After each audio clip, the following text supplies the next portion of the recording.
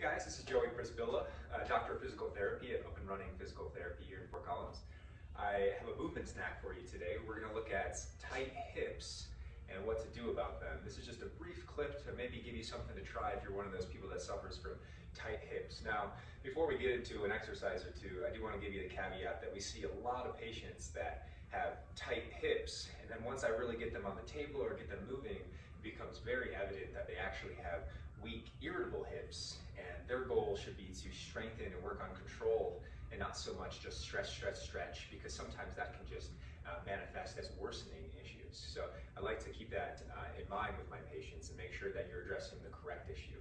But for someone that's sitting too often and just, is working like most of us and spending time sitting more than standing or walking, here are a couple of movements that might help open up those hips. And if you're a runner, we know you need to have adequate hip extension, getting that leg behind you to have adequate propulsion to move you forward. So here we go.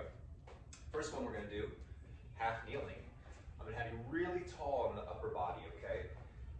I want you to tuck your pelvis underneath you.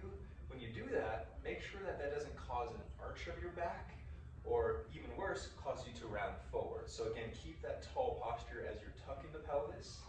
From here, arms and hands behind the head, and I want you to move in all three planes of motion. So what I'm going to do is actually extend back and repeat that at least 10 times.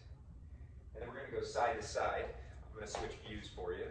Now keep in mind that my pelvis is tucked the whole time to keep tension on the front of the hip. You should feel it right in the front of the hip of the knee that's down.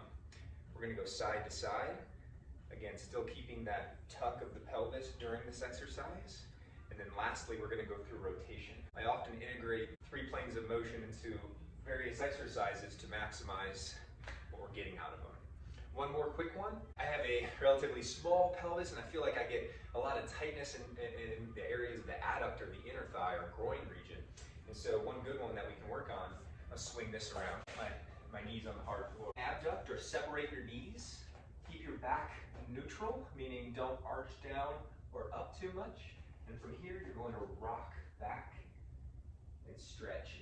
It'll feel like you're doing a child's pose, but you're going to really work on getting wider and wider with your stance, meaning your knees are going to be further and further apart. This could be a stretch where you hold statically, or we can get you just to go back and forth, or a combination of the two. Give those a try, see if it helps the hips.